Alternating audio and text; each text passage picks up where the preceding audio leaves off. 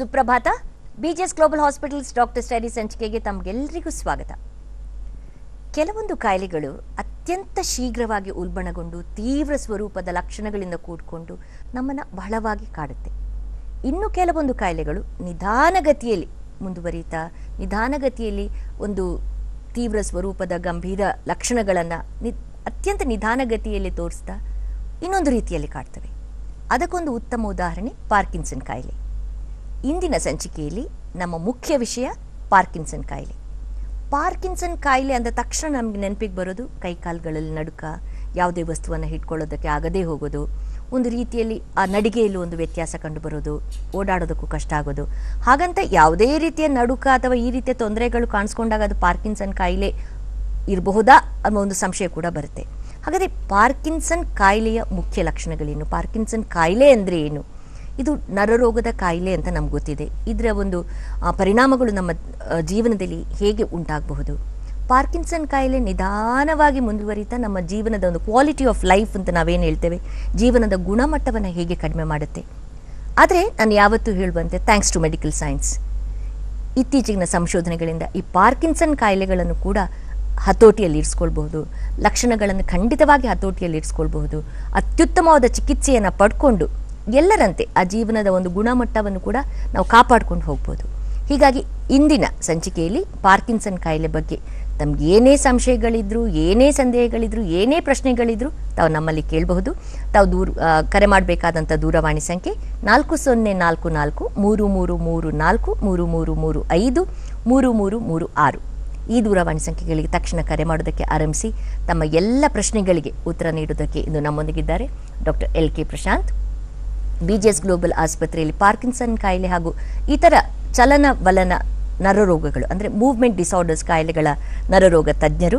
ಹಾಗೂ ನಮ್ಮೊಂದಿಗಿದ್ದಾರೆ madam ರಾಧಸ್ವಾಮಿ, BGS global ಆಸ್ಪತ್ರೆಯಲ್ಲಿರುವ Parkinson ಕಾಯಿಲೆಗೆ ಒಂದು ರೀತಿಯಲ್ಲಿ ವಿಶೇಷವಾಗಿ ಪಾರ್ಕಿನ್ಸನ್ ಕಾಯಿಲೆ ಅಂತಲೇ ಹೇಳ್ಬೋದು. ಈ ಪಾರ್ಕಿನ್ಸನ್ ಕಾಯಿಲೆಗೆ ಆಪ್ತ ಸಲಹೆಗಾರರಾಗಿರುವವರು, ಚೀಫ್ ಕೋಆರ್ಡಿನೇಟರ್ ಫಾರ್ ಪಾರ್ಕಿನ್ಸನ್ ಕಾಯಿಲೆ ಹಾಗೂ ಇತರ ನರರೋಗಗಳಿಗೆ ಇರುವಂತಹ ಚೀಫ್ ಕೋಆರ್ಡಿನೇಟರ್.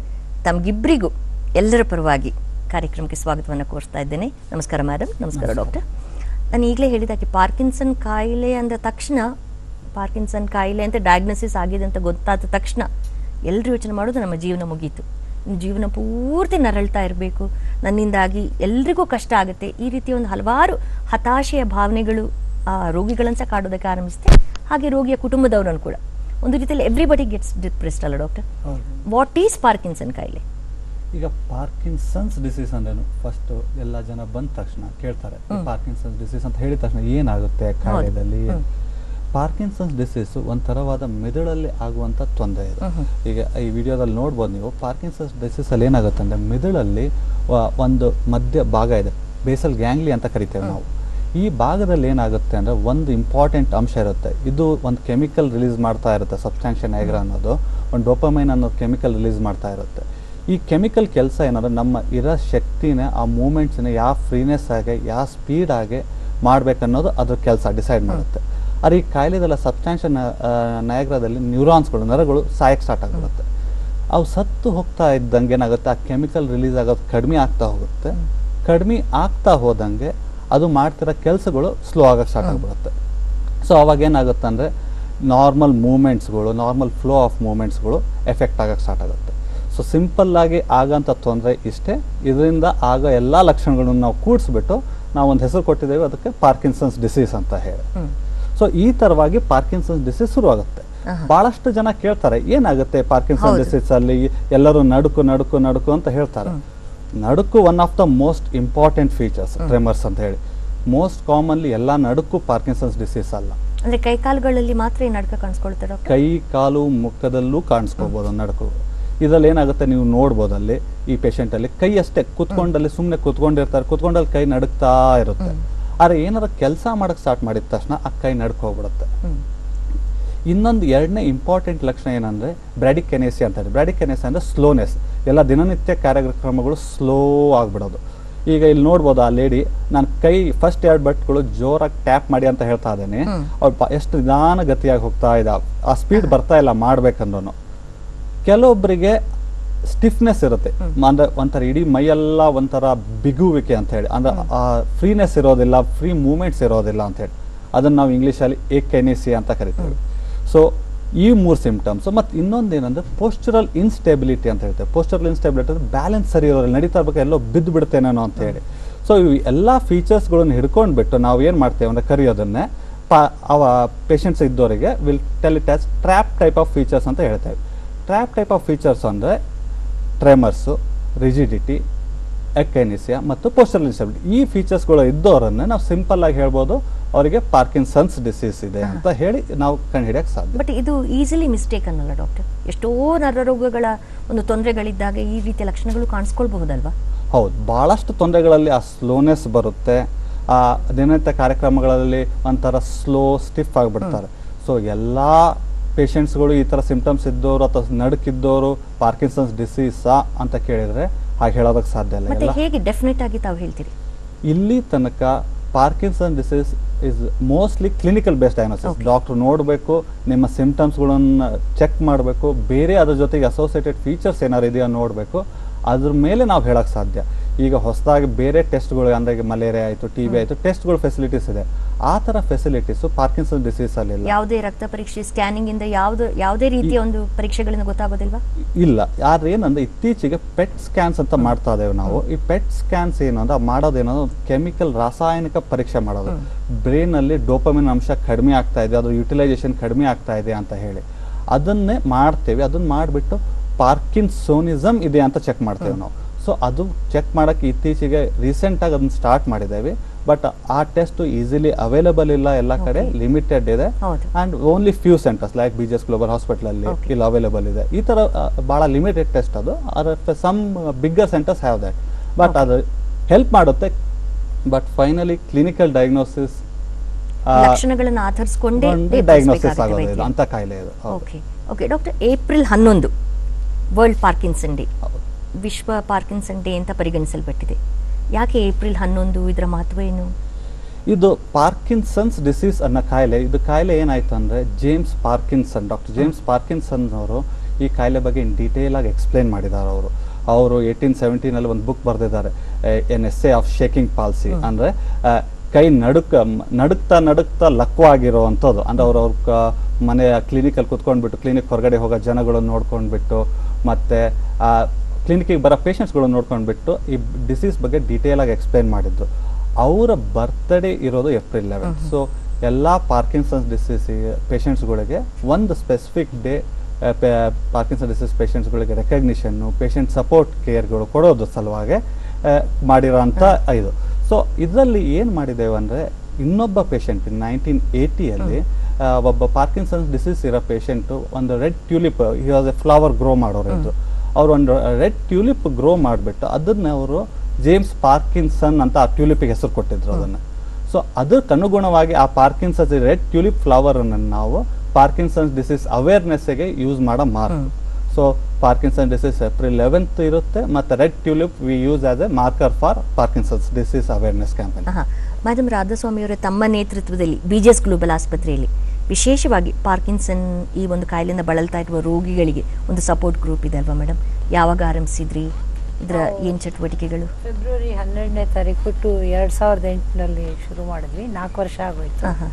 ಸೊ ಇದೇನೆಂದರೆ ಪಾರ್ಕಿನ್ಸನ್ ಕಾಯಿಲೆಯವರು ಬರೀ ಔಷಧ ಮಾತ್ರೆ ತೊಗೊಂಡ್ರೆ ಅಷ್ಟೇ ಸಾಲಲ್ಲ, ಅವ್ರಿಗೆ ಈ ಥರ ಕೇರ್ ಬೇಕಾಗತ್ತೆ. ಯಾಕೆಂದರೆ ಅದರಲ್ಲಿ ಫಿಸಿಯೋಥೆರಪಿ ಬೇಕಾಗತ್ತೆ, ಯೋಗ ಥೆರಪಿ, ಫಿಸಿಯೋಥೆರಪಿ, ಸ್ಪೀಚ್ ಥೆರಪಿ, ಇದೆಲ್ಲ ಅವ್ರಿಗೆ ಬೇಕಾಗುತ್ತೆ. ಆದ್ದರಿಂದ ಅದೆಲ್ಲ ಏನೇನು ಬೇಕಾಗುತ್ತೆ ಅದನ್ನೆಲ್ಲ ಹೊಂದಿಸ್ಕೊಂಡು ಅವ್ರಿಗೆ ಹೇಗೆ ಅವರ ಗುಣಮಟ್ಟ, ಅದು ದಿನನಿತ್ಯ ದಿನಚರಿನ ಹೇಗೆ ಅವರು ಇಂಪ್ರೂವ್ ಮಾಡ್ಕೋಬೋದು, ಅದಕ್ಕೆ ನಾವು ಶ್ರಮ ವಹಿಸಿ ಸಪೋರ್ಟ್ ಗ್ರೂಪ್ ನಡೆಸ್ತಾ ಇದ್ದೀವಿ. Basic ganglia support group, basil ganglia support group ಅಂತ ಇದೆ. ಇದು 4 ವರ್ಷ ಆಗಿದೆ. ಈಗ ಮೊದಲು ಶುರು ಮಾಡಿದಾಗ 13 ಜನ ಸದಸ್ಯರಿದ್ದರು, ಈಗ 180 ಜನ ಸದಸ್ಯರಿದ್ದಾರೆ. ಅವರೆಲ್ಲ ಅವರಿಗೆ, ಆಮೇಲೆ ಕೇರ್ ಗಿವರ್ಸ್ ಅಂತೀವಿ, ಅವ್ರ ಮನೆಯವರು ಇರ್ತಾರಲ್ಲ ನೋಡ್ಕೊಳ್ಳೋರು, ಅವ್ರಿಗೂ ಬಹಳ ಮಾಹಿತಿ ಹೇಗೆ ನಡೆಸ್ಕೊಂಡು ಹೋಗಬೇಕು, ಅವೇರ್ನೆಸ್ ಹೇಗೆ ಇಟ್ಕೋಬೇಕು ಅಂತೆಲ್ಲ ನಾವು ಅದ್ರ ಬಗ್ಗೆ ಶ್ರಮ ಪಡ್ತೀವಿ. ಸರಿ. ಇದು 4 ವರ್ಷದಿಂದ ನಡೆಸ್ತಾ ಇದ್ದೀರಿ. ದಿವಸ ಏನಾದ್ರು ಕಾರ್ಯಕ್ರಮಗಳಿರುತ್ತೆ ಮೇಡಮ್? ಪ್ರತಿದಿನ ತಿಂಗಳಿಗೆ ಒಂದು ದಿವಸ 3ನೇ ಭಾನುವಾರ MES ಶಾಲೆಯಲ್ಲಿ ಜಯನಗರದಲ್ಲಿ ಪ್ರತಿ ತಿಂಗಳು 9:30 12 ಗಂಟೆ ತನಕ ನಡೆಸ್ತೀವಿ. ಅದರಲ್ಲಿ ಯೋಗ ಥೆರಪಿ, ಫಿಸಿಯೋಥೆರಪಿ, ಸ್ಪೀಚ್ ಥೆರಪಿ, ಆಮೇಲೆ ಮನೋವೈದ್ಯರನ್ನು ಕೆಲವೊಮ್ಮೆ ಕರೆಸ್ತೀವಿ. ಆಮೇಲೆ ನ್ಯೂರಾಲಜಿಸ್ಟು ಬರ್ತಾರೆ. BGS ಗ್ಲೋಬಲ್ ಆಸ್ಪತ್ರೆಯಲ್ಲಿ ಅದು 4 ತಿಂಗಳಿಗೊಮ್ಮೆ ಅಲ್ಲಿ ಮಾಡ್ತೀವಿ. ಆಮೇಲೆ ವರ್ಲ್ಡ್ ಪಾರ್ಕಿನ್ಸನ್ ಎವ್ರಿ ಇಯರ್ 4 ವರ್ಷದಿಂದ ಇಲ್ಲೇ BGS ಗ್ಲೋಬಲ್ ಹಾಸ್ಪಿಟಲ್ ಮಾಡ್ತೀವಿ. ಅದಕ್ಕೆಲ್ಲ ಬಹಳ ಕಾರ್ಯಕ್ರಮ ಇಟ್ಕೊಂಡು ಆ ಕಾರ್ಯಕ್ರಮದ ಬಗ್ಗೆ ನಾವು ನಮ್ಮ ಈ ಸಂಚಿಕೆ ಇಂದಿನ ಕಾರ್ಯಕ್ರಮ ಮುಂದುವರೆದಂತೆ ನಾವು ತಿಳಿಸೋಣ ಮೇಡಮ್. ಮುಂದುವರಿಸಿ. ಸರ್, ಈಗ ಒಂದು ಸಪೋರ್ಟ್ ಗ್ರೂಪ್ ಜೊತೆಯಲ್ಲಿ ವೈದ್ಯಕೀಯ ಚಿಕಿತ್ಸೆ ಮಾಡಿದಾಗ ಪರಿಣಾಮವನ್ನು ಕಾಣಬಹುದು ಎನ್ನುವ ಒಂದು ಅಭಿಪ್ರಾಯ ಇದೆ ಅಲ್ವಾ ಸರ್? ಹೌದು. ಓಕೆ, ಅದರ ಬಗ್ಗೆ ನಾವು ಕಾರ್ಯಕ್ರಮ ಮುಂದುವರೆದಂತೆ ತಿಳಿಸೋಣ.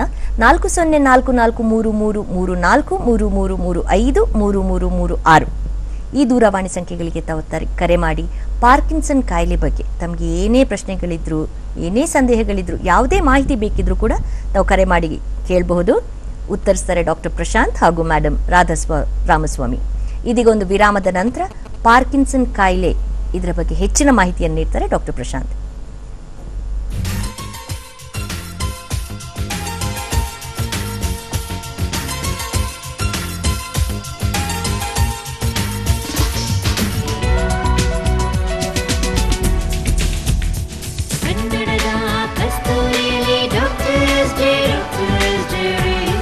ಬನ್ನಿ, ಪಾರ್ಕಿನ್ಸನ್ ಕಾಯಿಲೆ ಮತ್ತು ಚಿಕಿತ್ಸೆ ಕುರಿತಂತೆ ಪ್ರಸಾರವಾಗ್ತಾ ಇರುವಂತಹ BGS global hospitals doctor study ಸಂಚಿಕೆಯನ್ನು ಮುಂದುವರಿಸೋಣ. 40443333353336 ಈ ದೂರವಾಣಿ ಸಂಖ್ಯೆಗಳಿಗೆ ತಾವು ಕರೆ ಮಾಡಿ ಪಾರ್ಕಿನ್ಸನ್ ಕಾಯಿಲೆ ಬಗ್ಗೆ, ಅದರ ಚಿಕಿತ್ಸೆಯ ಬಗ್ಗೆ, ಇತ್ತೀಚೆಗೆ ಇರುವಂತಹ ಅತ್ಯಾಧುನಿಕ ಚಿಕಿತ್ಸೆಯ ಬಗ್ಗೆ ಕೂಡ ತಾವು ಪ್ರಶ್ನೆಗಳನ್ನು ಕೇಳ್ಬೋದು. ಪಾರ್ಕಿನ್ಸನ್ ಕಾಯಿಲೆಯನ್ನು ಹೇಗೆ ಹತೋಟಿಯಲ್ಲಿ ಇರಿಸ್ಕೊಳ್ಬೋದು, ಅದು ಗುಣವಾಗುತ್ತಾ, ಗುಣವಾಗೋದಿಲ್ವಾ, ಗುಣವಾಗದೇ ಇದ್ರೆ ಜೀವನ ಪೂರ್ತಿ ಇದರಿಂದ ನರಳಬೇಕಾಗತ್ತೆ, ಹೀಗೆ ಹಲವಾರು ಸಂಶಯಗಳು ತಮ್ಮ ಮನಸ್ಸಲ್ಲಿರ್ಬೋದು. ಪಾರ್ಕಿನ್ಸನ್ ಕಾಯಿಲೆ ಮತ್ತು ಚಿಕಿತ್ಸೆ ಬಗ್ಗೆ ಏನೇ ಪ್ರಶ್ನೆಗಳನ್ನಿದ್ರು ತಾವು ಕೇಳಿ ಉತ್ತರಿಸ್ತಾರೆ ಡಾಕ್ಟರ್ ಪ್ರಶಾಂತ್ ಹಾಗೂ ಮೇಡಮ್ ರಾಮಸ್ವಾಮಿ ಅವರು. ಡಾಕ್ಟರ್ ಹೇಳಿ ಡಾಕ್ಟರ್, ಈಗ ಪಾರ್ಕಿನ್ಸನ್ ಚಿಕಿತ್ಸೆಯ ಬಗ್ಗೆ ಯಾವ ರೀತಿಯ ಒಂದು ಆಪ್ಷನ್ಸ್ ಇದೆ? ಈ ಪಾರ್ಕಿನ್ಸನ್ಸ್ ಡಿಸೀಸ್ ಅನ್ನೋದು, ಈ ಪಾರ್ಕಿನ್ಸನ್ ಡಿಸೀಸ್ ಡಿಜನರೇಟಿವ್ ಡಿಸೀಸ್ ಇದು ಒಬ್ಬರೇ ಟ್ರೀಟ್ಮೆಂಟ್ ಮಾಡೋ ಅಂಥದ್ದು ಕಾಯಿಲೆ. ಅದು Parkinson disease how early can it start? ಎಷ್ಟು ಶೀಘ್ರವಾಗಿ, ಯಾವ ವಯಸ್ಸಿನಲ್ಲಿ? ನಾರ್ಮಲಿ ಪಾರ್ಕಿನ್ಸನ್ ಡಿಸೀಸ್ ಸ್ಟಾರ್ಟ್ ಆಗೋದು 50 ವರ್ಷ ಅಥವಾ ಮೇಲ್ಪಟ್ಟವರಿಗೆ. ಆದರೆ ಯಾವುದೇ ವಯಸ್ಸು, ಯಾವುದೇ ಏಜು, ಜೆಂಡರು ಬಯಾಸ್ ಇಲ್ಲ. ಅನುವಂಶಿಕವಾಗಿ ಬರುತ್ತಾ? ಸಣ್ಣ ಸೆಟ್ ಆಫ್ ಪೇಷಂಟ್ಸ್ ಅಲ್ಲಿ ಅನುವಂಶಿಕವಾಗಿರುತ್ತೆ. Can be hereditary, very small subset of patient. ಬಹಳಷ್ಟು ಜನರಲ್ಲಿ ಇದು ಸ್ಪೊರಾಡಿಕ್ ಪಾರ್ಕಿನ್ಸನ್ ಡಿಸೀಸ್. ಮೊದಲೆಲ್ಲ ಹೇಳ್ತಾ ಇದ್ದಿದ್ದು ಅದು ಅನುವಂಶಕ್ಕೆ ಇರಬಾರ್ದು ಪಾರ್ಕಿನ್ಸನ್ ಡಿಸೀಸ್ ಅನ್ನೋದಕ್ಕೆ ಒನ್ ಆಫ್ ದ ಕ್ರೈಟೇರಿಯಾಗಳಲ್ಲಿತ್ತು. ಬಟ್ ಬರ್ತಾ ನಮಗೂ ಗೊತ್ತಾಗಿದೆ ಅನುವಂಶಕ್ಕೆ ಇರೋದಕ್ಕೆ ಸಾಧ್ಯ ಇದೆ ಅಂತ ಹೇಳಿ.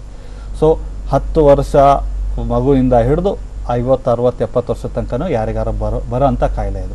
ಸಾಮಾನ್ಯವಾಗಿ 50 ವರ್ಷ ದಾಟಿದ ನಂತರ ಯೂಶಲಿ ಬರೋಂಥದ್ದು 50 ವರ್ಷ ಮತ್ತು ಮೇಲ್ಪಟ್ಟವರಿಗೆ ಕಾಣಿಸ್ಕೊಳ್ಳುವಂತ ಕಾಯಿಲೆ. ಹೆಂಗಸರಲ್ಲಿ ಜಾಸ್ತಿನಾ ಸರ್? ಅಷ್ಟು ಜೆಂಡರ್ ಬಯಾಸ್ ಇಲ್ಲ. ಎರಡೂ ಸಮತಟ್ಟವಾಗಿ, ಆಲ್ಮೋಸ್ಟ್ ಸಮತಟ್ಟವಾಗಿ ಬರುವಂತ ಕಾಯಿಲೆ ಇದು. ಓಕೆ, ಈ ಕಾಯಿಲೆ ಮ್ಯಾನೇಜ್ಮೆಂಟ್ ಅನ್ನೋದು ಏನಾಗುತ್ತೆ ಅಂದ್ರೆ ಒಬ್ಬರಿಂದ ಮಾಡುವಂತ ಕಾಯಿಲೆ. ಇದರಲ್ಲಿ ಫಸ್ಟ್ ಕಾಯಿಲೆ ಸ್ಟಾರ್ಟ್ ಆಗಿದ ತಕ್ಷಣ ನೀವು ನೋಡ್ಬೋದು, ಒಬ್ರು ಬೇಕಾಗಿರೋದಂದ್ರೆ ಒಬ್ಬ ನ್ಯೂರಾಲಜಿಸ್ಟ್ ಅಥವಾ ಮೂವ್ಮೆಂಟ್ ಡಿಸಾರ್ಡರ್ ಸ್ಪೆಷಲಿಸ್ಟ್ ಅಂದರೆ ಪಾರ್ಕಿನ್ಸನ್ ಡಿಸೀಸ್ ಮತ್ತು ಈ ಥರ ಕಾಯಿಲೆಗಳನ್ನು ನೋಡುವಂಥವ್ರು.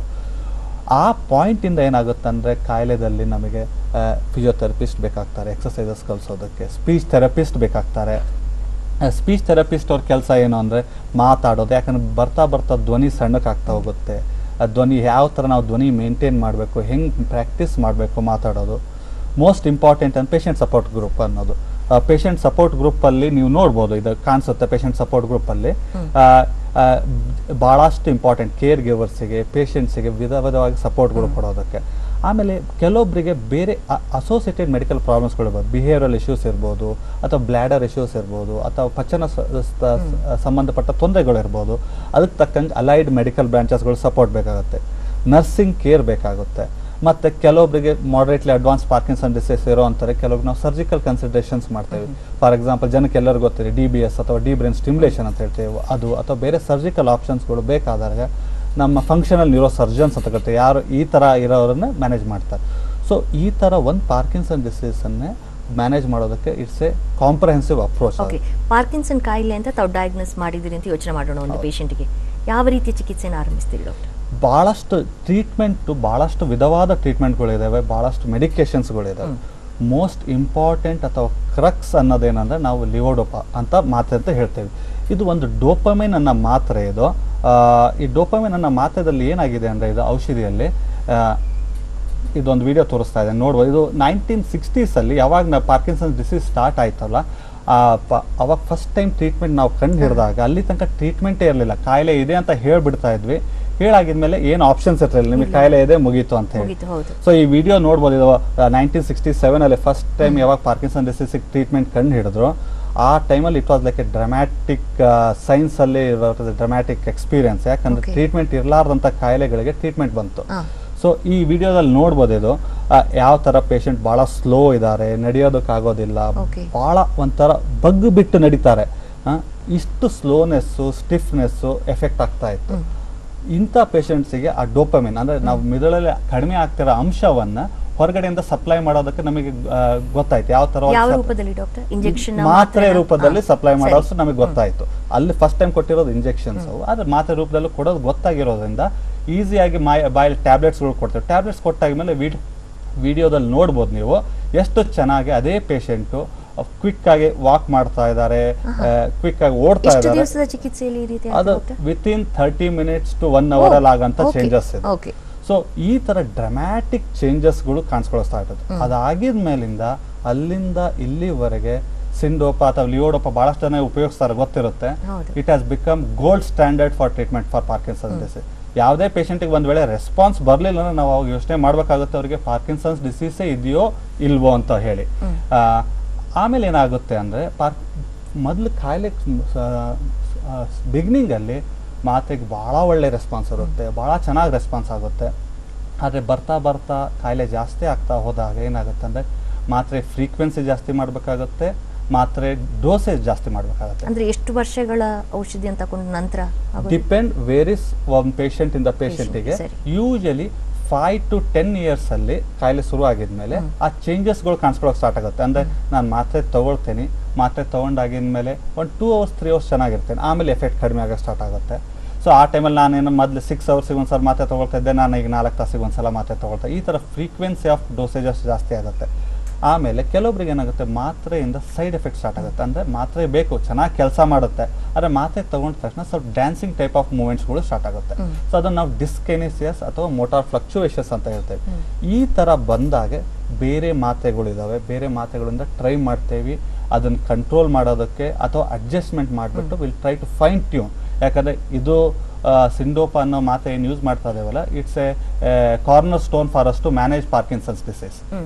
ಸೊ ಈ ಥರ ಮಾಡೋದ್ರಿಂದ ಸಾಕಷ್ಟು ವಿಧವಾದ ಮಾತ್ರೆಗಳು ಅವೈಲೇಬಲ್ ಇದೆ. ಎವ್ರಿ ಇಯರ್ 1 to 2 ಹೊಸ ಮಾತ್ರೆಗಳು ಮಾರ್ಕೆಟಿಗೆ ಬರ್ತಾ ಇದೆ.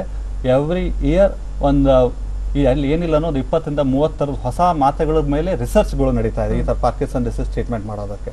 ಸೊ ಈ ಥರವಾಗಿ ಮ್ಯಾನೇಜ್ಮೆಂಟ್ ಮಾಡ್ತೇವೆ. ಇದು ಒಂದು ವೇಳೆ ಆಗಲಿಲ್ಲ ಅಂದರೆ ಅವಾಗ ನೆಕ್ಸ್ಟ್ ಸ್ಟೆಪ್ ಬಗ್ಗೆ ಯೋಚನೆ ಮಾಡ್ತೇವೆ.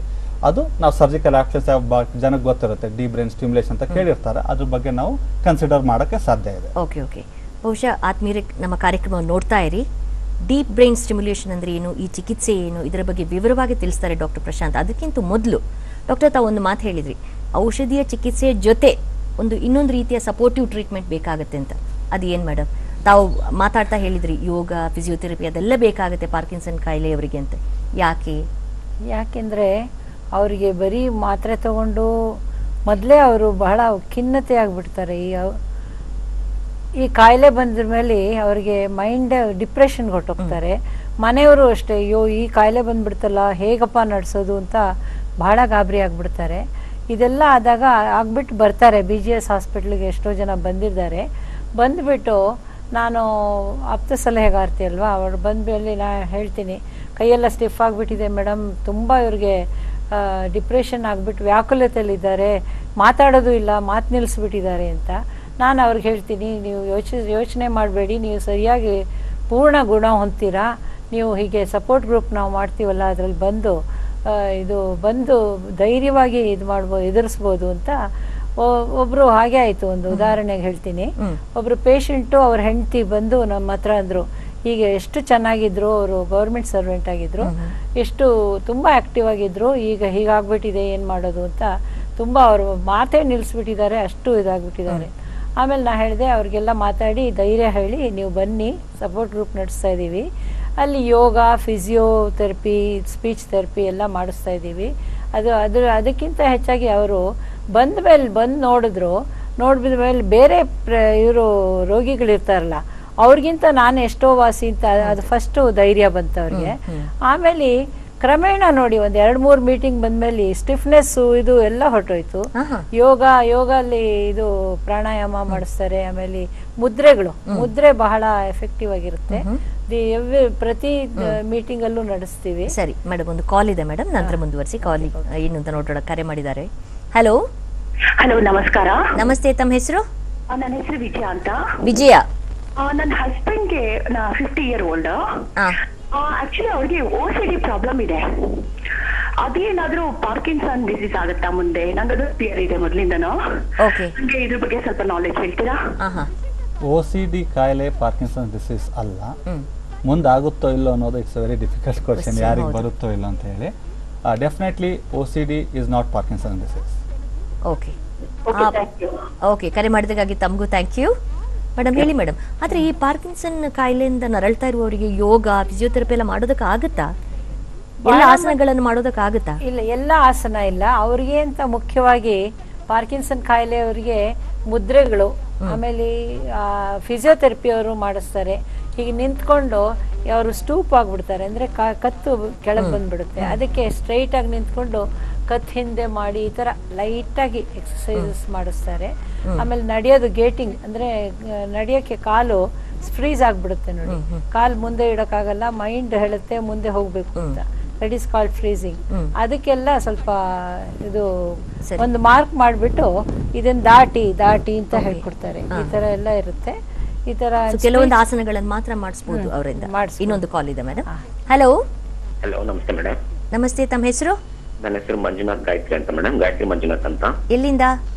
ಮೇಡಮ್ ಬೆಂಗಳೂರಿಂದ ಮೇಡಮ್. ಏನ್ ಪ್ರಶ್ನೆ ಮಂಜುನಾಥ್ ಅವರೇ? ಹೇಳಿ ಮೇಡಮ್. ಏನ್ ಪ್ರಶ್ನೆ? ಹಲೋ, ಕೇಳಿಸ್ತಿಲ್ಲ ಮೇಡಮ್.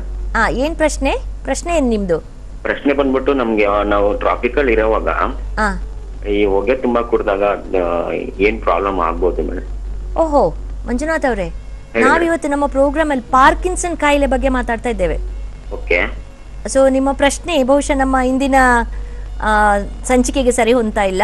ನೀವೇ ಕರೆ ಮಾಡಿದಕ್ಕಾಗಿ ಧನ್ಯವಾದಗಳು. ಇನ್ನೊಂದು ಕಾಲ್ ಇದೆ ಡಾಕ್ಟರ್. ಹಲೋ. ಹಲೋ, ತಮ್ಮ ಹೆಸರು? ನನ್ನ ಹೆಸರು ಶೋಭಾ ಅಂತ ಹೇಳಿ. ಎಲ್ಲಿಂದ ಶೋಭಾ? ನಾವು ಉಡುಪಿಯಿಂದ ಮಾತಾಡ್ತಿದ್ದೀವಿ. ಉಡುಪಿಯಿಂದ. ಏನ್ ಪ್ರಶ್ನೆ? ನಮ್ಮ ತಾಯಿಗೆ ಈ ತರದೊಂದು ಆಗಿದೆ, ಪ್ಯಾರಾಲಿಸಿಸ್ ಆಗಿದೆ. Paralysis, okay. ಅದು ಎಷ್ಟು ಆಯುರ್ವೇದಿಕ್ ಮೆಡಿಸಿನ್ ಅಲ್ಲಿ ಕಡಿಮೆ ಆಗ್ತದ, ಅಲ್ಲ ಇಂಗ್ಲಿಷ್ ಮೆಡಿಸಿನ್ ಅಲ್ಲಿ ಕಡಿಮೆ ಆಗ್ತದ? ಅಗೇನ್ ಶೋಭಾ, ನಾವು ಇವತ್ತು ಪ್ಯಾರಾಲಿಸಿಸ್, ಪಕ್ಷಾಘಾತದ ಬಗ್ಗೆ ಮಾತಾಡ್ತಾ ಇಲ್ಲಮ್ಮ. ಒಂದು ನರರೋಗ ಪಾರ್ಕಿನ್ಸನ್, ಅದು ಏನು ಅಂತ ಡಾಕ್ಟರ್ ಪ್ರಶಾಂತ್ ಅವರು ಇಷ್ಟು ಹೊತ್ತು ವಿವರಿಸಿದ್ರು.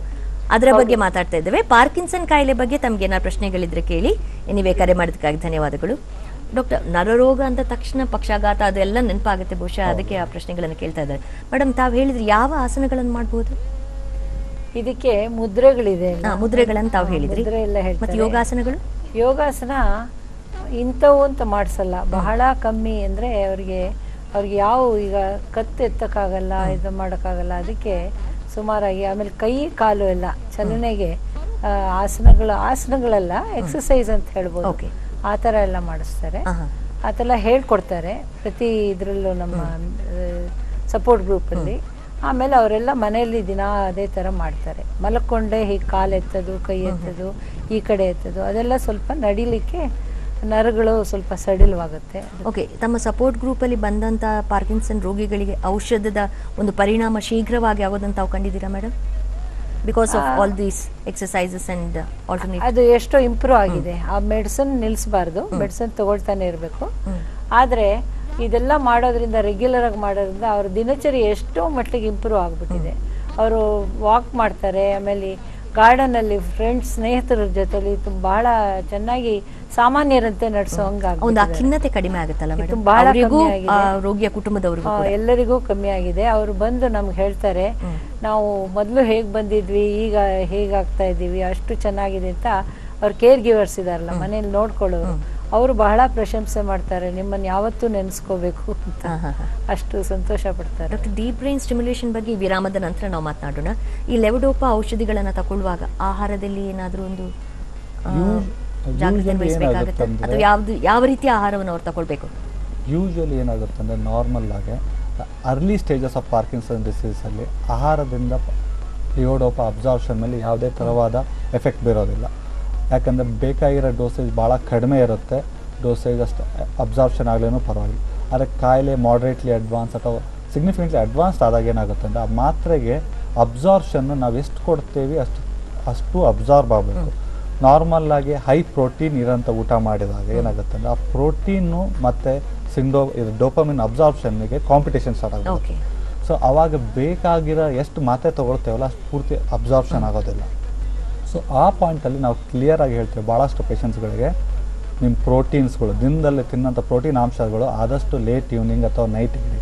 ಭಾಳಷ್ಟು ಜನ ನಂಗೆ ಬಂದು ಕಂಪ್ಲೇಂಟ್ ಏನು ಮಾಡ್ತಾರೆ ಅಂದರೆ, ಬರ್ತಾರೆ ಸರ್ ಬೆಳಗ್ಗೆ ಡೋಸ್ ಚೆನ್ನಾಗಿ ಕೆಲಸ ಮಾಡುತ್ತೆ, ಮಧ್ಯಾಹ್ನ ಡೋಸ್ ಚೆನ್ನಾಗಿ ಕೆಲಸ ಮಾಡುತ್ತೆ, ಆದರೆ ಸಾಯಂಕಾಲ ಡೋಸ್ ಕೆಲಸ ಮಾಡೋದಿಲ್ಲ ನನಗೆ. ಯಾಕೆ ಅಂದರೆ ಭಾಳ ಸಿಂಪಲ್ ರೀಸನ್, ಬೆಳಗ್ಗೆ ಊಟದ ಜೊತೆಗೆ ಮಾತ್ರೆ ತೊಗೊಂಡಿರ್ತಾರೆ, ಮಧ್ಯಾಹ್ನ ಊಟದ ಜೊತೆಗೆ ಮಾತ್ರೆ ತೊಗೊಳ್ತಾರೆ. ಅವಾಗ ಏನಾಗುತ್ತೆ ಬರ್ತಾ ಏನಾಗುತ್ತೆ ಅಂದರೆ ಆ ಎಫೆಕ್ಟ್ ಆಫ್ ಹೋಲ್ಡ್ ಎಫೆಕ್ಟ್ ಏನಿರುತ್ತೆ ಕಡಿಮೆ ಆಗ್ತಾ ಬಂದಿರುತ್ತೆ. ಸೊ ಈವ್ನಿಂಗ್ ಇದ್ದಕ್ಕಿದ್ದಂಗೆ ಮಾತ್ರೆ ಡಸ್ ನಾಟ್ ಟೇಕ್. ಬೇಳೆಕಾಳುಗಳನ್ನು ಸ್ವಲ್ಪ ಕಡಿಮೆ ತಿನ್ನಬೇಕಾಗುತ್ತೆ. ಬೇಕೇ ಬೇಕು ಪ್ರೋಟೀನ್ ಅಂಶ ನಾರ್ಮಲ್ಗೆ, ಆದರೆ ಮೋಸ್ಟ್ ಆಫ್ ದ ಥಿಂಗ್ಸ್ ಏನಂದ್ರೆ ಅವಾಯ್ಡ್ ಲೇಟ್ ನೈಟ್, ರಾತ್ರಿ ಊಟಕ್ಕೆ ಇಟ್ಕೊಳ್ಳಿ ಅಂತ ಹೇಳ್ತಾರೆ. ಸರಿ, ಆದ್ಮೇಲೆ ಇದೀಗ ಇನ್ನೊಂದು ವಿರಾಮದ ನಂತರ ಡೀಪ್ ಬ್ರೈನ್ ಸ್ಟಿಮ್ಯುಲೇಷನ್ ಪಾರ್ಕಿನ್ಸನ್ ಕಾಯಿಲೆಗಿರುವಂತಹ ಅತ್ಯುತ್ತಮ ಚಿಕಿತ್ಸೆಯ ವಿಧಾನದ ಬಗ್ಗೆ ಬಹಳಷ್ಟು ಮುಖ್ಯ ವಿಚಾರಗಳನ್ನು ತಿಳಿಸ್ತಾರೆ ಡಾಕ್ಟರ್ ಪ್ರಶಾಂತ್.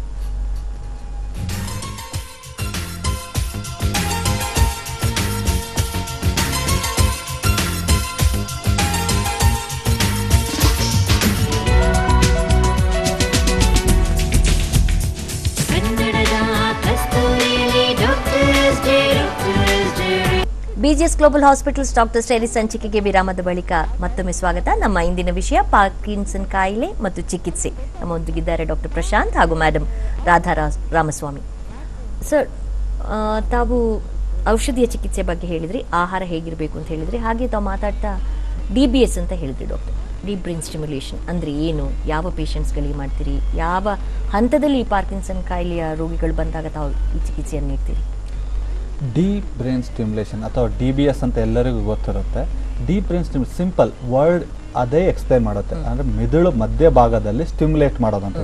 ಈ ಕಾರ್ಡಿಯಾಕಲ್ಲಿ ಪೇಸ್ ಮೇಕರ್ಸ್ ಅಂತ ಜನ ನೋಡಿರ್ತಾರೆ, ಕೇಳಿರ್ತಾರೆ. ಅದೇ ಥರ ಕಾರ್ಡಿಯಾಕ್ ಪೇಸ್ ಮೇಕರ್ ಥರದ್ದು ಈ ಸ್ಮಾಲ್ ವಿಡಿಯೋದಲ್ಲಿ ನೋಡ್ಬೋದು. ಏನು ಮಾಡ್ತೇವೆ, ಮಿದುಳು ಒಳಗೆ 2 ಎಲೆಕ್ಟ್ರಿಕ್ ರಾಡ್ಸ್ಗಳನ್ನು ಫಿಕ್ಸ್ ಮಾಡಿಬಿಟ್ಟು ಹೊರಗಡೆ ಬ್ಯಾಟ್ರಿಯಿಂದ ಕನೆಕ್ಟ್ ಮಾಡ್ತೇವೆ. ಮಾಡಿಬಿಟ್ಟು ಅದರಿಂದ ಸ್ಟಿಮ್ಯುಲೇಟ್ ಮಾಡ್ತೇವೆ, ಎಷ್ಟು ಕರೆಂಟು ವೋಲ್ಟೇಜ್ ಅಂತ ಡಿಸೈಡ್ ಮಾಡ್ಕೊಂಡ್ಬಿಟ್ಟು ದಟ್ ಪ್ರೋಗ್ರಾಮಿಂಗ್ ಮಾಡಿಬಿಟ್ಟು ಫ್ರೀಕ್ವೆನ್ಸಿ ಈ ಥರ ನಾವು ಸ್ಟಿಮ್ಯುಲೇಟ್ ಮಾಡೋದು ಮಿದುಳು ಇಲ್ಲಿ ಎದೆಯಲ್ಲಿರುತ್ತೆ, ಎದೆ ಭಾಗದಲ್ಲಿ ನೋಡ್ಬೋದು, ಕಾಣಿಸ್ತಾ ಇದೆಯಲ್ಲ. ಸೊ ಅಲ್ಲಿಂದ ಹೋಗಿ ಕರೆಂಟ್ ಸ್ಟಿಮ್ಯುಲೇಟ್ ಮಾಡೋದು ಮಿದುಳಿನ ಮಿಡಲ್ ಭಾಗ, ಡೀಪ್ ಭಾಗ ಸ್ಟಿಮ್ಯುಲೇಟ್ ಮಾಡ್ತಾ ಇರೋದ್ರಿಂದ ನಾವು ಅದನ್ನು ಡೀಪ್ ಬ್ರೈನ್ ಸ್ಟಿಮ್ಯುಲೇಷನ್ ಅಂತ ಕರಿತೇವೆ ನಾವು. ಭಾಳಷ್ಟು ಜನ ಕೇಳ್ತಾರೆ, ಭಾಳಷ್ಟು ಜನ ಪಾರ್ಕಿನ್ಸನ್ ಡಿಸೀಸ್ ಪೇಷಂಟ್ಸ್ಗಳು ನನ್ನ ಹತ್ರ ಬರ್ತಾರೆ, ಕೇಳ್ತಾರೆ, ಸರ್ ನಂಗೆ ಪಾರ್ಕಿನ್ಸನ್ ಡಿಸೀಸ್ ಇದೆ, ನಂಗೆ ಡೀಪ್ ಬ್ರೈನ್ ಸ್ಟಿಮ್ಯುಲೇಷನ್ ಮಾಡ್ತೀರಾ, I am eligible for that ಅಂತ ಕೇಳ್ತಾರೆ. ಸೊ ಎಲ್ಲರಿಗೂ ಹೇಳ್ತೇನೆ, ಪಾರ್ಕಿನ್ಸನ್ ಡಿಸೀಸ್ ಇದ್ದ ತಕ್ಷಣ ಎಲ್ಲರೂ ಡೀಪ್ ಬ್ರೈನ್ ಸ್ಟಿಮ್ಯುಲೇಷನ್ಗೆ ಎಲಿಜಿಬಲ್ ಅಲ್ಲ. ಯಾಕಂದರೆ ಯಾವುದೇ ಕಾಯಿಲೆ ಯಾವುದೇ ಚಿಕಿತ್ಸೆಗಾಗಲಿ ಒಂದು ಸ್ಪೆಸಿಫಿಕ್ ಇಂಪ್ರೂವ್ಮೆಂಟ್ಗಳು ಕೊಡುತ್ತೆ, specific quality of life improve ಮಾಡುತ್ತೆ. ನೀವು ಅದಕ್ಕೆ ಅನುಗುಣವಾಗಿ ತಕ್ಕ ಕ್ಯಾಂಡಿಡೇಟ್ ಆಗಿದ್ರಷ್ಟೇ ಉಪಯೋಗ ಆಗುತ್ತೆ. ಸೊ ಭಾಳಷ್ಟು ಜನಕ್ಕೆ ಹೇಳ್ತೇನೆ, ಈ ಸ್ಲೈಡಲ್ಲಿ ನೋಡ್ಬೋದು ನಾವು ಏನು ಕ್ರೈಟೀರಿಯಾ, ಮಿನಿಮಮ್ ಕ್ರೈಟೀರಿಯಾ ಬೇಕಾಗಿರೋದು. ಡಾಕ್ಟರ್ಗಳು ನೋಡಿದಾಗ ಹೇಳ್ತಾರೆ ನೀವು ಎಲ್ಲದೂ ಫಿಟ್ ಆಗ್ತಿರೋ ಇಲ್ಲ ಅಂತ ಹೇಳಿ. ಫಸ್ಟ್ ಆ್ಯಂಡ್ ಫಾರ್ಮೋಸ್ಟ್ ಏನಂದರೆ confirmed case of Parkinson disease ಆಗಿರ್ಬೇಕು ನೀವು. ಯಾಕಂದರೆ ಕೆಲವೊಂದು parkinsonism disorders initially Parkinson disease ಆಗಿ ಕಾಣಿಸ್ಕೊಳ್ಳುತ್ತೆ, ಆಮೇಲೆ ಏನಾಗುತ್ತೆ ಬರ್ತಾ ಬರ್ತಾ ರೋಗ ಲಕ್ಷಣ ಸ್ವಲ್ಪ ಚೇಂಜ್ ಆಗ ಸ್ಟಾರ್ಟ್ ಆಗುತ್ತೆ. ಸೊ ಪಾರ್ಕಿನ್ಸನ್ಸ್ ಡಿಸೀಸ್ ಬಿಟ್ಟು ಬೇರೆ ಯಾವ್ದಾದ್ರು ಪಾರ್ಕಿನ್ಸೋನಿಸಮ್ ಡಿಸಾರ್ಡರ್ಸ್ ಇದ್ದರೆ ಅವಾಗ ಹೆಲ್ಪ್ ಆಗೋದಿಲ್ಲ. ಸೊ ಯೂಶಲಿ ನಾವೇನಂತೇವೆ, ಅಟ್ಲೀಸ್ಟ್ 1-2-3 ವರ್ಷ ಮಿನಿಮಮ್ ಕಾಯಿರಿ before we start on thinking about deep brain stimulation. ಒಂದು ಎರಡನೇದೇನೆಂದರೆ, ನನಗೆ ಸ್ವಲ್ಪ ತೊಂದರೆ ಇದ್ದರೆ ಮಾಡಿಸ್ಕೊಳ್ಳೋದು ಉಪಯೋಗನೇ ಇಲ್ಲ. ಮಾಡಿಸ್ಕೋಬೇಕಾಗಿರೋದು ಯಾವಾಗ ಅಂದರೆ ಡಿಸೇಬಲಿಂಗ್ ಸಿಂಪ್ಟಮ್ಸ್ ಅಂತ ಹೇಳ್ತೇವೆ. ಡಿಸೇಬಲಿಂಗ್ ಸಿಂಪ್ಟಮ್ಸ್ ಅಂದರೆ ಸಿಂಪ್ಟಮ್ಸ್ಗಳು ಭಾಳ ಜಾಸ್ತಿ ಇರಬೇಕು, ಮಾತ್ರೆ ತೊಗೊಂಡ್ರೆ ಚೆನ್ನಾಗಿ ಎಫೆಕ್ಟ್ ಆಗ್ತಾ ಇರಲ್ಲ, ಫ್ಲಕ್ಚುಯೇಷನ್ಸ್ ಆಗ್ತಾ ಇದೆ, ಆ ಥರ ಇರಬೇಕು. ಅಂದ್ರೆ ಒಂದು history of how many years ಇರಬೇಕು ಡಾಕ್ಟರ್? ಯೂಶಲಿ 4 ರಿಂದ 5 ವರ್ಷ ಇರಬೇಕು at least to consider for Parkinson disease. ಆಮೇಲೆ ಲಿವೋಡೋಪಾ ಮಾತ್ರೆಯಿಂದ ಅನ್ಇಕ್ವಿವೋಕಲ್ ಬೆನಿಫಿಟ್ ಇರಬೇಕು. ಯಾಕೆ ಬೆನಿಫಿಟ್ ಇಲ್ಲ ಅಂದ ತಕ್ಷಣ ನಾವು ಯೋಚನೆ ಮಾಡಬೇಕಾಗುತ್ತೆ DBS ಹೆಲ್ಪ್ ಆಗುತ್ತೋ ಇಲ್ಲೋ ಅಂತ ಹೇಳಿ. ಆಮೇಲೆ ಸಿವಿಯರ್ ಬಿಹೇವಿಯರಲ್ ಅಥವಾ ಮಾನಸಿಕ ರೋಗಗಳು ಅಥವಾ ಸೈಕ್ಯಾಟ್ರಿಕ್ ಸಿಂಪ್ಟಮ್ಸು, ಕಾಗ್ನಿಟಿವ್ ಚೇಂಜಸ್ ಇರಬಾರ್ದು. ಬೇರೆ ಯಾವ್ದಾದ್ರು ಸೀರಿಯಸ್ ಮೆಡಿಕಲ್ ಇಶ್ಯೂಸ್, ಕ್ಯಾನ್ಸರ್ ಇದೆ, ನಾವು DBS ಮಾಡಿದ ತಕ್ಷಣ ಬೇರೆ ಕ್ಯಾನ್ಸರ್ ತೊಂದರೆಯಿಂದ ಅಥವಾ ಬೇರೆ ಯಾವ್ದಾದ್ರು ತೊಂದರೆ ಇದೆ ಅಂದರೆ ಕಷ್ಟ ಆಗ್ಬಿಡುತ್ತೆ ಮಾಡೋದು. ಆಮೇಲೆ ವಯಸ್ಸು, ಸಾಮಾನ್ಯವಾಗಿ ಇರುವಂತಹ ಕಾಯಿಲೆಗಳು doctor, diabetes, hypertension, heart attack ಆದವರು, ಡಯಾಬಿಟಿಸ್ ಇದ್ದವರು, ಅವರು they are not absolute contraindicated patients ಅಲ್ಲ. ಒಂದ್ ವೇಳೆ ಬಹಳಷ್ಟು ತೊಂದರೆ ಇತ್ತು ಅಂದ್ರೆ ಅವಾಗ ನಾವು ಕನ್ಸಿಡರ್ ಮಾಡಬಹುದಾಗಿರೋಂಥ ಪೇಷಂಟ್ಸ್. ಎಲ್ಲದಕ್ಕಿಂತ important age is a factor. Usually ನಾವು 70 years ಆ್ಯಂಡ್ ಅಬವ್ ಇದ್ದವರಲ್ಲಿ we avoid to do DBS surgery. ಯಾಕಂದರೆ ಈ surgery is a long process ಒಂದು. ಆಮೇಲೆ people need to enjoy that benefit ಮಾಡಿರೋದು.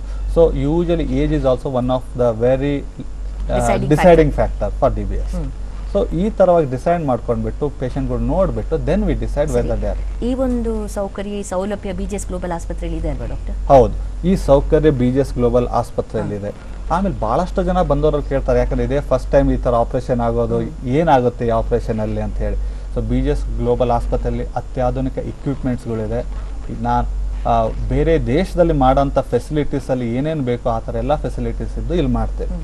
ಯೂಶಲಿ ಭಾಳಷ್ಟು ಜನ ಬಂದು ಕೇಳ್ತಾರೆ, ಸರ್ ಹೇಗೆ ಮಾಡ್ತಾರೆ, DBS ಅಂದರೆ ಏನು, ಆ ಪ್ರೊಸೀಜರ್ ಏನು, ಎಲ್ಲರಿಗೂ ಒಂಥರ ಕಾತುರ ಇರುತ್ತೆ, ಕ್ಯೂರಿಯಾಸಿಟಿ ಇರುತ್ತೆ, ಏನಾಗುತ್ತೆ ತಿಳ್ಕೊಳ್ಳುವಂತ ಒಂದು ಇಚ್ಛೆ ಇರುತ್ತೆ. ಹೌದು, ಆ ಇಚ್ಛೆ ಇರುತ್ತೆ ಏನು ಅಂತ ಹೇಳಿ.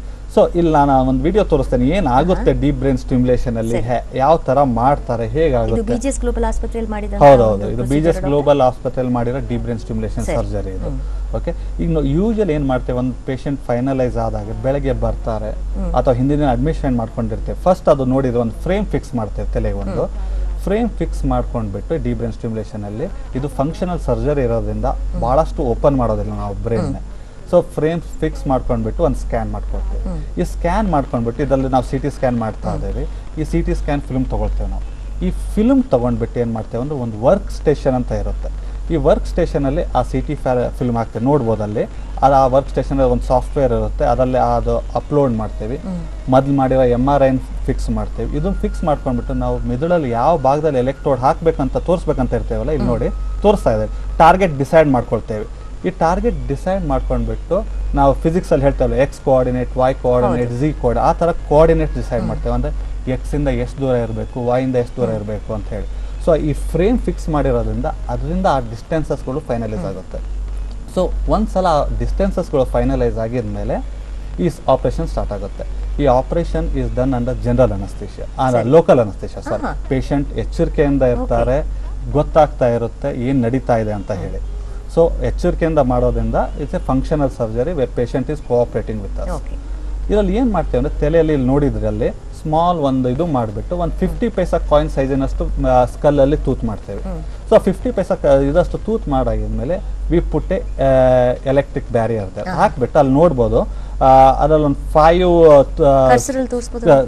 ಇಲ್ಲಿ ನೋಡ್ಬೋದು ನೀವು. ಇದರಿಂದ ಏನು ಮಾಡ್ತಾ ಇದ್ದೇವೆ ಅಂದರೆ, we try to put micro electrodes, ಅಂದರೆ ಎಲೆಕ್ಟ್ರೋಡ್ಸ್ ಹಾಕ್ಬಿಟ್ಟು ಫಾಸ್ಟಾಗಿ ಮೂವ್ ಆಗ್ತಾ ಇದೆ. ಸೊ ಇದು ಫಿಕ್ಸ್ ಮಾಡ್ಕೊಂಡ್ಬಿಟ್ಟು ಇಲ್ಲೇನಾಗುತ್ತೆ ಅಂದರೆ, will try to record from the brain.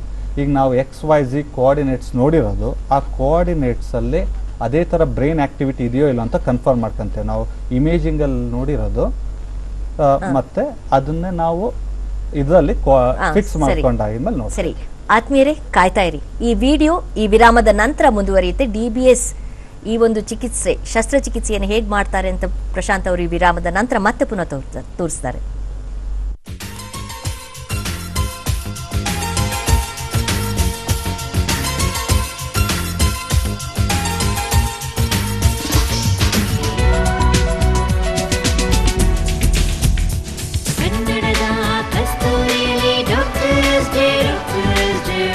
Global hospitals doctor study ಸಂಚಿಕೆಯ ಕೊನೆಯ ಭಾಗಕ್ಕೆ ಮತ್ತೊಮ್ಮೆ ಸ್ವಾಗತ. ಡಾಕ್ಟರ್ ಪ್ರಶಾಂತ್, ತಾವು ವಿಡಿಯೋ ತೋರಿಸ್ತಾ ಇದ್ರಿ ಆ ಒಂದು ಶಸ್ತ್ರಚಿಕಿತ್ಸೆಯನ್ನು, DBS ಶಸ್ತ್ರಚಿಕಿತ್ಸೆಯನ್ನು ಹೇಗೆ ಮಾಡ್ತೀರಿ ಅಂತ ಮುಂದುವರಿಸ್ಬೋದು. ನೀವು ನೋಡ್ಬೋದು, ಅದು ಸ್ಲೈಡ್ ತೋರಿಸ್ತಾ ಇದ್ನಲ್ಲ, ಈ ಸರ್ಜರಿಯಲ್ಲಿ ಏನಾಗುತ್ತೆ ಅಂದರೆ, ನಾವು ಮೈಕ್ರೋ ರೆಕಾರ್ಡಿಂಗ್ ಅಂತ ಮಾಡ್ತೇವೆ. ಮಾಡ್ಕೊಂಡ್ಬಿಟ್ಟು ನಾವು ಫೈನಲೈಸ್ ಮಾಡ್ತೇವೆ, ನಾವು ಇಡೋ ಎಲೆಕ್ಟ್ರೋಡ್ ಜಾಗ ಕರೆಕ್ಟ್ ಆಗಿದೆಯೋ.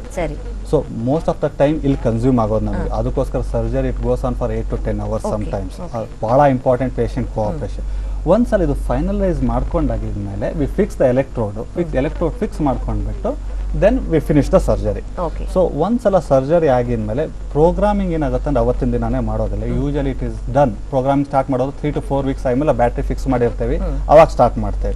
ಅವಾಗ ಮಾಡಕ್ ಸ್ಟಾರ್ಟ್ ಆದ್ಮೇಲೆ ಇಂಪ್ರೂವ್ಮೆಂಟ್ ಕಾಣಿಸ್ಕೊಳಕ್ ಸ್ಟಾರ್ಟ್ ಆಗುತ್ತೆ. ನೀವು ನೋಡ್ಬೋದು ಈಗ ಈ ಪೇಷಂಟ್ ಅಲ್ಲಿ ಹೆಂಗೆ ಆಪರೇಷನ್ಗಿಂತ ಮೊದಲು ಹೇಗಿದ್ರು, ಆಪರೇಷನ್ ಆಗಿದ್ಮೇಲೆ ಹೇಗಿದ್ದಾರೆ ಅಂತ ಹೇಳಿ. ಆಪರೇಷನ್ಗಿಂತ ಮೊದಲು ಮೂವ್ಮೆಂಟ್ಸ್ ಇರ್ತಿರ್ಲಿಲ್ಲ, ಏನು ಇರ್ತಿರ್ಲಿಲ್ಲ, ಬಹಳ ಸ್ಲೋ ಸ್ಟಿಫ್ ಇರೋರು. ಅದೇ ಆಪರೇಷನ್ ಬಹಳಷ್ಟು ಚೆನ್ನಾಗಿ improve. So deep brain stimulation definitely works and ಬಹಳಷ್ಟು ಜನಕ್ಕೆ ಸಾಕಷ್ಟು ಕಾಲ ಇದರ ಪರಿಣಾಮ ಇರುತ್ತೆ. ಈಗ ಡೀಪ್ ಬ್ರೈನ್ ಸ್ಟಿಮ್ಯುಲೇಷನ್ ಸ್ಟಾರ್ಟ್ ಆಗಿ ಆಲ್ಮೋಸ್ಟ್ 15-20 years ಆಗಿದೆ Parkinson disease.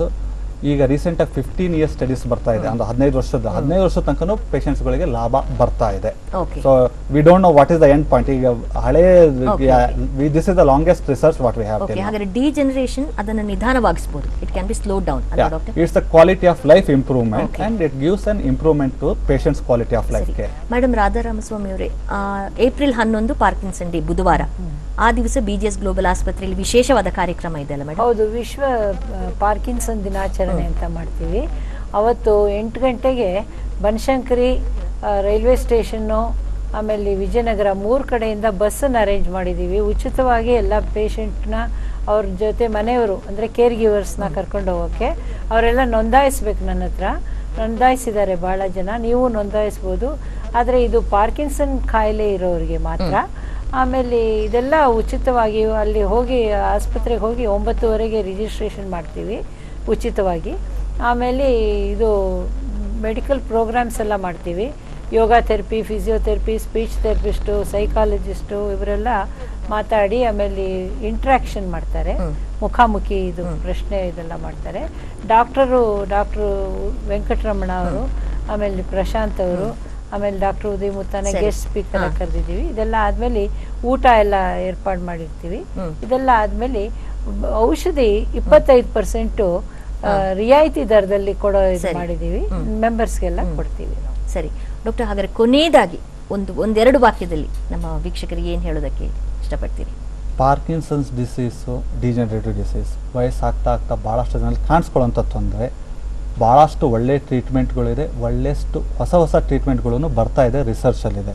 Medical treatment, surgical treatments ಮಾಡಿ ಸಾಕಷ್ಟು ಇಂಪ್ರೂವ್ಮೆಂಟ್ ಕೊಡುತ್ತೆ, very good quality of life ಕೊಡುತ್ತೆ. ಭಾಳಷ್ಟು ಜನ ಅನುಭವಿಸ್ತಾರೆ, ಆ ಕಷ್ಟಗಳನ್ನು ಅನುಭವಿಸೋ ಅವಶ್ಯಕತೆ ಇಲ್ಲ. ಒಳ್ಳೆ ಟ್ರೀಟ್ಮೆಂಟ್ ಇದೆ. Parkinson disease is treatable to have very good quality of life. ಜನ ಅದನ್ನ ಉಪಯೋಗಿಸ್ಕೋಬೇಕು, ಅದನ್ನ ಟ್ರೀಟ್ಮೆಂಟ್ ಸ್ಪೆಸಿಫಿಕ್ ಆಗಿ ತಗೋಬೇಕು. ಪಾರ್ಕಿನ್ಸನ್ ಕಾಯಿಲೆ ಚಿಕಿತ್ಸಾ ಸಾಧ್ಯ ಎನ್ನುವ ಒಂದು ಭರವಸೆಯನ್ನು ನೀಡಿದ್ದಾರೆ ಡಾಕ್ಟರ್ ಪ್ರಶಾಂತ್. ಹಾಗೆ ಈ ಚಿಕಿತ್ಸೆಯ ಜೊತೆಗೆ ಸಪೋರ್ಟ್ ಗ್ರೂಪ್ ಯಾವ ರೀತಿಯಲ್ಲಿ ಸಹಾಯ ಮಾಡುತ್ತೆ ಅನ್ನೋದನ್ನ ಮೇಡಮ್ ರಾಮಸ್ವಾಮಿ ಅವರು ತಿಳಿಸಿದ್ದಾರೆ. ಇಷ್ಟೊಂದು ಮಾಹಿತಿ ನೀಡಿದ ತಮ್ಗಿಬ್ಬರಿಗೂ ಎಲ್ಲರ ಪರವಾಗಿ ಧನ್ಯವಾದಗಳನ್ನು ತಿಳಿಸ್ತಾ ಇದ್ದೇನೆ. Thank you so much doctor. Thank you madam. ಮತ್ತೆ ಮುಂದಿನ ಶನಿವಾರ ಇದೇ BGS global hospitals doctor study ಸಂಚಿಕೆಯಲ್ಲಿ ಭೇಟಿಯಾಗೋಣ. ವಂದನೆಗಳು.